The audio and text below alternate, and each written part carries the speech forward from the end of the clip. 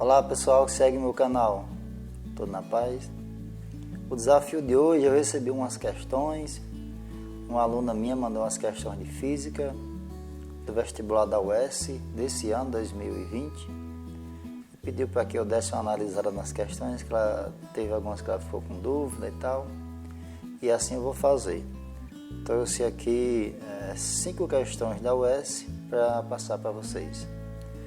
Então, se inscreva no meu canal, se inscreva no canal do Professor Chicão. Aqui embaixo tem a foto do nosso canal.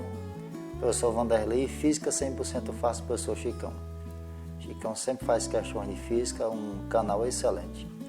Então vamos lá. Primeira questão da UES é essa daqui. Vou pegar aqui um laser, assim que fica melhor. É um campeonato de futebol, como o Brasileiro 2019, bolas são chutadas e arremessadas milhares de vezes, quase todas com lançamento oblíquos ou variações mais elaboradas. De modo simplificado, lances de longo alcance podem ser tratados como massas pontiformes, lançadas sob a ação da gravidade e da força do atrito do ar. Essa força de atrito pode, dentro de certo limite, ser tratada como proporcional ao modo da velocidade da bola. Dado isso, é correto afirmar que então, inicialmente, vamos ver esse lance de movimento oblíquo. Olha a definição aqui. Ó. O que é um lançamento oblíquo? No lançamento oblíquo, o movimento dos objetos é composto por um deslocamento na vertical e outro na horizontal. Assim, ao mesmo tempo em que o objeto vai para frente, ele sobe e desce. O vetor velocidade do corpo a ser lançado forma um determinado ângulo em relação à horizontal. Olha essa foto que eu coloquei aqui, ó. No exemplo aqui da questão da bola de futebol, o cara chuta a bola, ela faz isso. Ó. Um movimento, na maioria das vezes, parabólico. Não é uma parábola perfeita, porque aqui tem um atrito do ar que fala isso na questão. Veja só, como a bola faz esse movimento, ao mesmo tempo ela está subindo nessa componente aqui, ó, Y, e está indo para frente na componente X. Ou seja, no movimento só, ela sobe e vai para frente. Ela tem uma altura e um deslocamento na horizontal. A respeito disso, vamos analisar aqui as alternativas. A A diz assim, mesmo com a força de atrito, a trajetória continua parabólica. Não necessariamente, porque o atrito é uma força contrária ao movimento. Para que eu tenha uma trajetória parabólica, em toda essa distância, eu teria que ter mesmos intervalos de tempo e mesma distância percorrida aqui. Ó. Então, desse ponto central até aqui, eu tinha que ter a mesma distância desse ponto central até aqui. E o atrito do ar faz com que essa parábola não seja perfeita. Eu já vi também um cara chutar uma bola e a bola subir e voltar para o mesmo ponto. Ela sobe e volta para o mesmo ponto. Coloca esse vídeo na tela para você ver aí, a bola subindo e voltando para o mesmo ponto. Só para você ver que não pode ser o item A. Veja o vídeo na tela.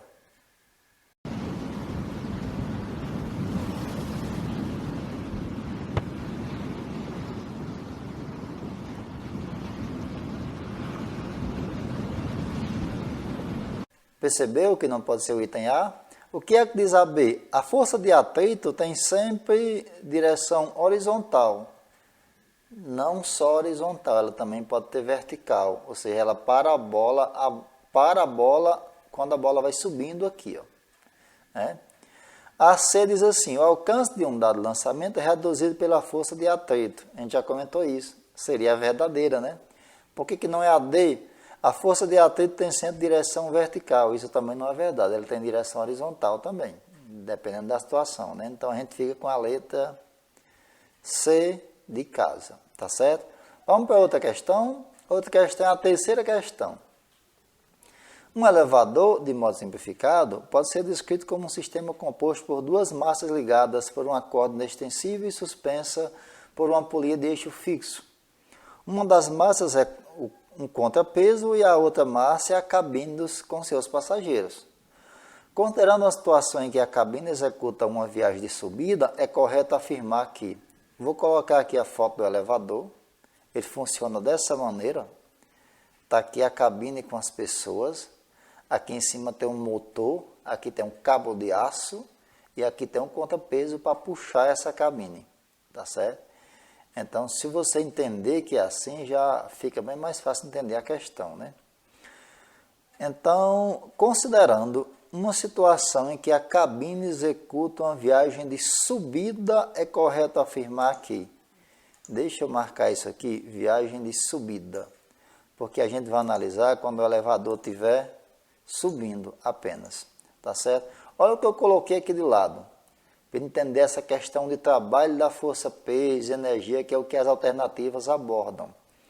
Olha só, a força-peso é dada pelo produto da massa vezes a gravidade naquele local. E essa força-peso, ela vai atuar sempre para baixo. Quando o movimento se desloca no mesmo sentido da força-peso, você tem um trabalho positivo. Olha só aqui, ó. Se o objeto está se deslocando vertical para baixo, o trabalho é positivo. Se o objeto está se deslocando vertical para cima, o trabalho é negativo. Então, o que ele diz assim, numa viagem de subida, é correto afirmar aqui. Item A. O trabalho pela força-peso é negativo sobre a cabine, está aqui a cabine. Isso é verdade, né? Porque a cabine está subindo e o trabalho é para baixo, então é negativo sobre a cabine. E positivo sobre o contrapeso. Também é verdade, porque o contrapeso está descendo e o trabalho da força-peso, quando é para baixo, é também positivo. Então, a gente já achou aqui a resposta no item A de Alemanha. Então, é a resposta dessa questão 3. Próxima questão, a questão 10. É uma questão de óptica geométrica.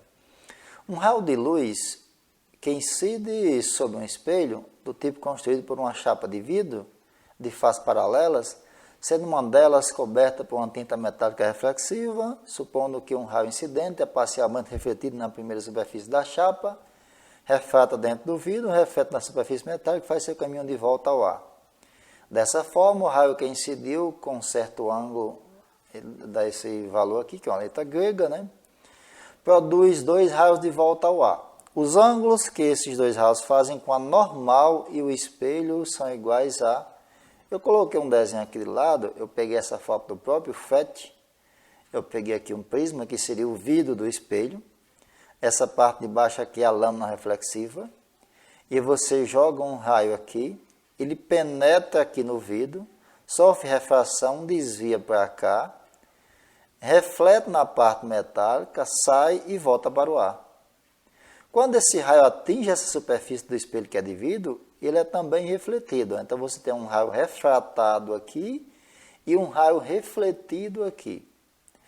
Esse raio refratado entra, reflete, aqui obedece a lei da reflexão aqui dentro, né? E reflete novamente para o meio. Esses 2 raios aqui são paralelos. Ele pergunta o ângulo formado com a normal. Se o ângulo de incidência foi esse aqui, o de reflexão também é esse. Desse lado aqui também obedece à assimetria. Esse ângulo é igual a esse. Esse ângulo aqui, que tivesse um raio refletido, também seria igual a esse. Então, todo mundo é igual aqui. E isso é o que a questão pede. Então, seria aqui a letra C de casa. Tá certo? Vamos para a próxima questão? Essa questão 11 é uma questão de eletricidade, em questão de 3º ano. Considera um arranjo natalino formado por 3 lâmpadas incandescentes idênticas, ligadas entre si, de modo a formar um arranjo triangular. Simplificadamente, cada lâmpada pode ser tratada como resistor único. Nesse arranjo, cada elemento da associação tem um de seus terminais ligados a um terminal de outra lâmpada. Dessa forma, há 3 pontos que podem ser conectados aos polos de uma bateria. Supondo que sejam escolhidos 2 desses pontos, aleatoriamente, e se faça a conexão com a fonte de tensão, é correto dizer que, aí tem as alternativas. Eu fiz um desenho aqui no Paint de como seria esse circuito. Aqui o triângulo, é que eu coloquei as 3 lâmpadas, eu chamei de L1, L2 e L3, que são as 3 lâmpadas, e aqui são os 3 pontos que eu posso ligar. Como as lâmpadas são idênticas, eu posso ligar em qualquer 2 desses pontos que o circuito vai ficar a mesma coisa. Aqui tem uma bateria alimentando o circuito que vai acender essas 3 lâmpadas. Então, o que é que você percebe aqui? Essa lâmpada L2, nessa situação que eu desenhei, ela está em série com a L3. A corrente, vai ver uma corrente aqui, vou dizer que a corrente vem por esse lado, se divide aqui, vem parte para cima, vem parte para baixo, se junta aqui e retorna para a bateria, né? Então, o que acontece? A corrente que passa por essa lâmpada é a mesma que passa por essa, porque essas duas estão em série. Se elas estão em série, a tensão vai ser dividida para as duas, né? Então, o que é que você, por exemplo, se essa bateria tivesse 20 volts, essa aqui está em paralelo com a bateria, recebia 20, e aqui você tinha 10 para cada, porque tem a mesma resistência, se divide igualmente. Então, essas duas lâmpadas que estão em série, elas irão brilhar menos do que essa outra lâmpada aqui, L1. Nessa situação, você tem duas lâmpadas que brilham menos do que uma terceira lâmpada, né? Onde que você vê isso? Na alternativa B de bola. Tranquilo? Vamos para a próxima e última questão. É a questão 19 da prova de Física da UES. Uma pessoa observa a linha do horizonte no mar a partir de um edifício alto. Está em cima do edifício, olhando lá a linha do horizonte no mar. Aquele lancezinho da Terra ser plano ou não, né? Esse é um dos experimentos que comprova a esfericidade da Terra. E você vê os navios sumindo lá no contorno da Terra, né? O olho do observador está à altura H do solo e a Terra pode ser considerada, de modo simplificado, como uma esfera de raio R. Desprezando as limitações ópticas do olho humano, é correto concluir que a maior distância na superfície do mar, que poderia ser vista pelo observador, medida em linha reta a partir do seu olho é... Aí tem aqui a equação em função da distância. Olha o desenho que eu fiz aqui. Essa foto aqui que está amarelo, eu peguei de uma publicação do Fernando Lang e acrescentei essa linha vermelha e esse fator aqui, para que a pessoa entenda a questão. Está aqui o observador, ele quer saber essa distância aqui que a pessoa consegue ver, a maior distância. Obviamente, essa distância vai depender dessa altura aqui e vai depender do raio aqui da esfera, né? Como você traça essas três linhas, você tem aqui um triângulo retângulo, né? E aí você aplica Pitágoras. Pitágoras, h ao quadrado mais h, que é hipotenusa, seria esse fator, é igual a ao quadrado mais b ao quadrado. Eu chamei a distância de A e chamei o raio de B. Você pode inverter, vai dar a mesma coisa, mas eu chamei aqui a hipotenusa, que é R mais H, olha só. Aqui é a hipotenusa, R mais H, eu chamei esse cateto de A, que é a distância, chamei esse cateto de B, que é o raio, né? Como eu quero a distância que é alcançada, eu vou colocar esse D em evidência. Eu fico com essa maneira aqui, ó. D é igual a esse fator, o R que está positivo passa para o outro lado negativo.